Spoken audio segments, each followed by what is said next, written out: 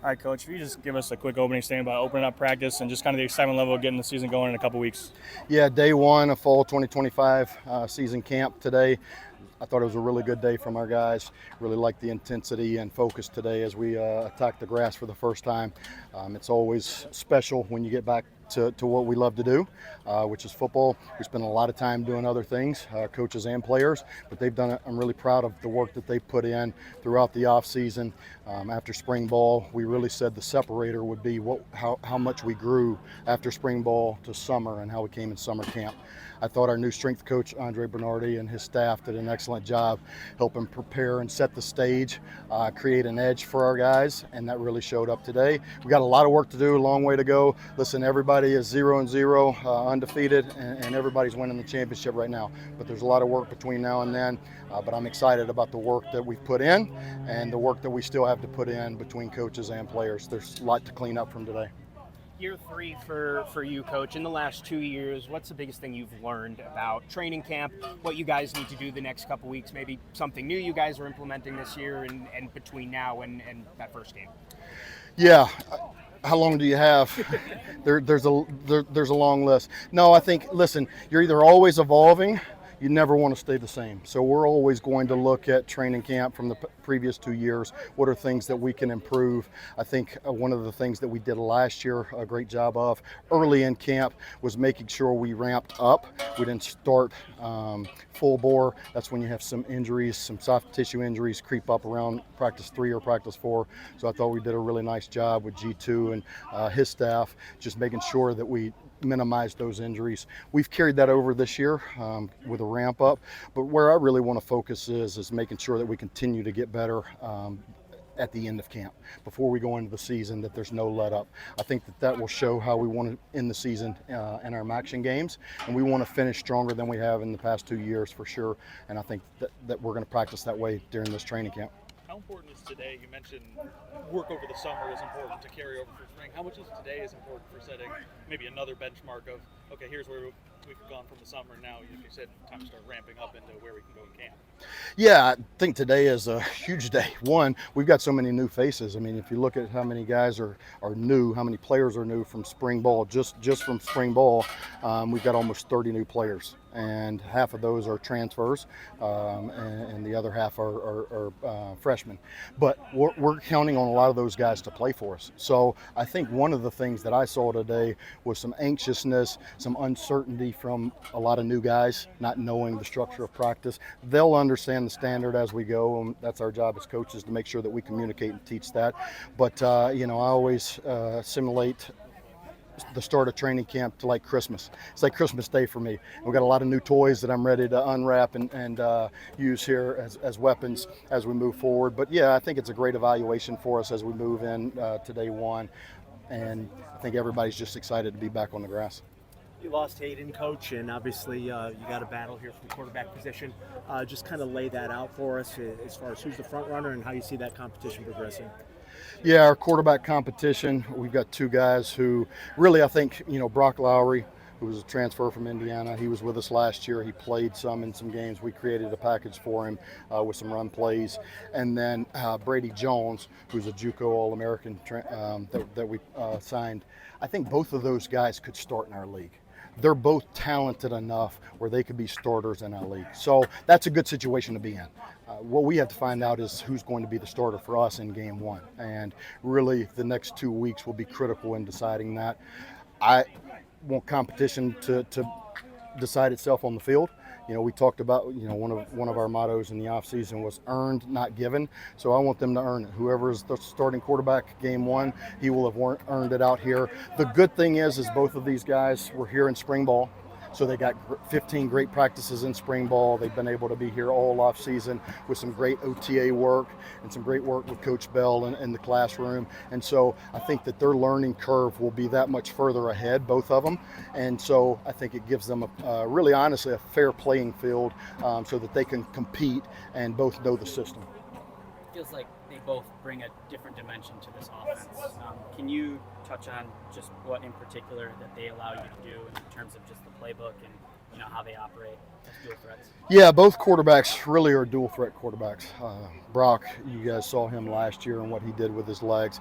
I think we know that he's a really good athlete and runner. I think where he's improved his game is in the pass game, which has been exciting to see. He's really sharpened his skills and tools in the pass game.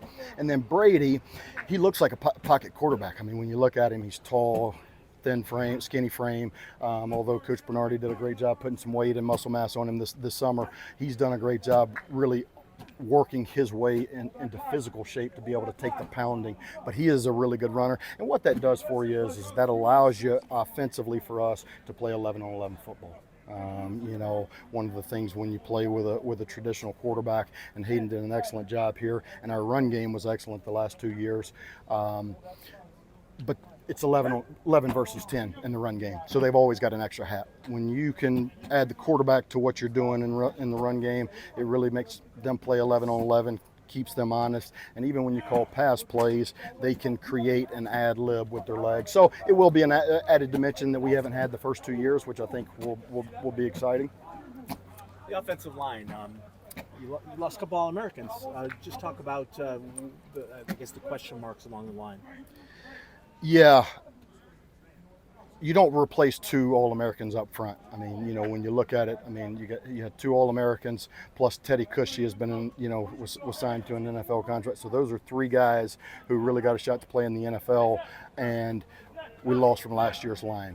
So our job was to make sure as we came out of spring ball, during spring ball, we needed to assess what we had and what we needed.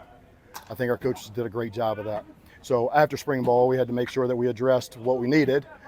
And we felt pretty good coming out of spring. I think we had gotten some transfers in that early transfer period that really came in during spring ball, and they grew and showed us that they can play. And then we've also got some really young guys, Jeremy Sliker, Gavin Dabo, Chad Schuster. Those guys really, I think, can elevate to play for us, which is what you want to see when you do a really good job recruiting. When you do the right job of recruiting and developing, now some of those younger guys can start to play. And so it's going to be a work in progress. It will be a challenge for Coach Bell, for our offense, for our team, with a new offensive line, for those guys to gel. But we've got enough pieces. We've just got to get the right pieces in the right seat and get them to gel. Can you talk about some of those guys? You got, 25 in the transfer portal? I mean, who's gelling right away, and who are you most looking forward to seeing? Yeah, I think we got 33 in the transfer portal. We got 24 in the first period of the transfer portal. So we took a lot of transfers, and listen, I think my philosophy will always be that we're a developmental program. I want to go out and recruit and sign high school athletes. I think in the state of Michigan, West Michigan in particular, but also when you talk about our 5-hour radius, we have really good high school G5 MAC players. Really good. And so we've got a really good recruiting bed to get really good players, but we needed to supplement that this year with losing so much production from last year. So some of our guys weren't quite ready. A couple of freshmen will be ready, but a couple of guys weren't quite ready, and so we needed to fill those holes by going out in the transfer portal and making sure that we had what we needed to replace that production to be able to come in and play immediately. And I think that was the biggest thing that you saw right now. I've said this several times, but I think the thing that I'm most proud of, one of the things that I'm most proud of is, going into year 3, we've only lost three starters to the transfer portal, and I think that's pretty hard to do. A lot of guys could have left. Jalen Buckley, Tate Halleck. I mean, Blake Bosma. I mean, the list goes on and on. They could have gone to a lot of places, and they chose Western Michigan. They chose to be here, and that excites me. The fact that they chose to want to be here, and I think it's because of each other, and they believe in what we're doing, and that we can do something special this year. Having Jalen back and combining what he did last year with Cole, I mean, how excited are you for the potential ceiling of the run game? Really excited. I've had some great running back duos in my career, and we've had some great running back duos since we've been here. I mean, we talked about the rush and attack a minute ago. I mean, with our offensive line and the running backs that we've had, we've been top 3, I think, in rushing both of the past, last 2 seasons, which is really impressive. And so I'm excited for those guys. One, Jalen Buckley's finally healthy. He's completely healthy. He was, nagging through injuries last year. and he's such a competitor. I mean, I love the guy because it hurts him when he can't be out there. I mean, he wants to practice. I mean, he doesn't want to sit out of practice, and so I think that shows his character and how he is, his work ethic. But I'm excited to have him back healthy. You know, he was MAC Freshman of the Year, and so now let's see, you know, where we can go in year 3. He's really grown and developed from a mental aspect, seeing the game, understanding our blocking and reads, and it slowed down for him. And then Cole Cabana has been a really exciting piece. I think he can add a dimension to our offense that we haven't had. Really, since I've been here, and you know, I think he's done an excellent job. So, and we've got a really deep running back room. I mean, when you talk about the running back room with Lolo Mataele, you know, Devin Miles, Trey Hartwell, I mean, all of those guys are going to help us this year in some capacity. So it's great, and it's comforting to have some depth there. Is it more of an emphasis this year with the new starting quarterback? Obviously, I know your bread and butter is to run the football. But is it even more important maybe this year to establish that? Because I know that's everything to you to run the football. Yeah, you know, I believe in ground and pound. That's my philosophy. Well, I think honestly, it's going to make us more balanced. Really, I think, you know, with the guys that we're replacing up front on the O-line, some new pieces, a new starting quarterback, we'll find different ways than we have the last 2 years to try to be explosive and move the football. And that's one of the things that I challenge our coaches with in general is, what do our players do well? And let's tailor what we do to fit their strengths, put them in position to succeed. And I think Coach Bell has done an excellent job with that the first 2 years. I mean, he's an air raid guy who came in and, you know, has been huddling and averaging 62 plays a game and running duo. I never thought I would see it happen, but, you know, I guess I've rubbed off on him a little bit. But no, he came in and did a great job, you know, and we've got to be able to put those pieces in place. I heard the term gritty come up in MAC Media Day with the strong start that you had 4-0 in the MAC and then a rough November. I just wanted to know, describe to us like what that means to encompass that as a team and the types of things you're implementing to have that show up on Saturdays. Grit was when I met with the Leadership Council in the spring, our guys that were coming back, and we really did a full, you know, AAR. What do we do well? What do we need to get better at? How can we improve? And we reflected on last season, cleaned up some things that we need to do better, got their opinions and reflection. And then we looked forward to this season. And as you know, I impressed on them, what do you want people to see when they turn on the film or they come watch our games with this team in particular? Our core principles will always be eat, effort, attitude, toughness, and discipline. That will always be our core principles as long as I'm the head coach. But I wanted them to have some ownership in what is our motto for the year, what is our DNA, and who is this team going to be? What will the legacy of this team be? And so I say that to say, listen, you know, Dan Campbell describes it best. We'll play you anywhere, anytime, doesn't matter. The weather, doesn't matter where. We're going to go longer and we're going to go harder. But you have to train that way. And those are the things that we've implemented. I think starting with Coach Bernardi in the weight room, the way we trained this summer was different. It's going to be an edge and an X factor for us. I truly believe that. The way that we trained, just putting them through adverse situations, and really that blue collar mentality to just come in and work, roll up our sleeves and go to work every single day. And we're also doing that on the football field. Been brushing up on your German? I would not say I've brushed up on my German yet. I will over the next year as we get closer to this thing.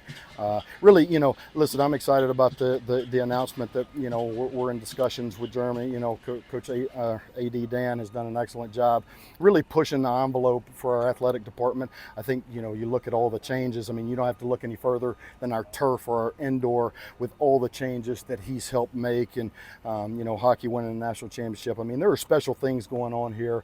He's a great leader, and I think he's a visionary. I think to want to go over and play, you know, the first college football game ever in Germany is pretty cool, pretty special. We'll worry about that next season. Right now, I got bigger problems with the 25 season, so I hadn't spent a whole lot of time.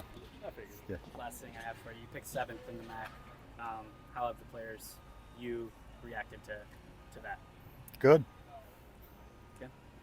we've outperformed expectations every single year, and really it's not about expectations. It really is the results on the field. And so you can, some guys use that as motivation. Some guys, are more intrinsically motivated, and so, I let guys kind of use that how they want to.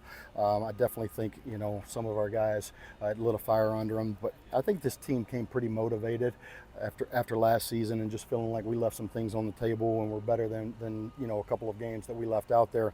And they want to compete for they want to be in October and November competing for real games to go to Detroit.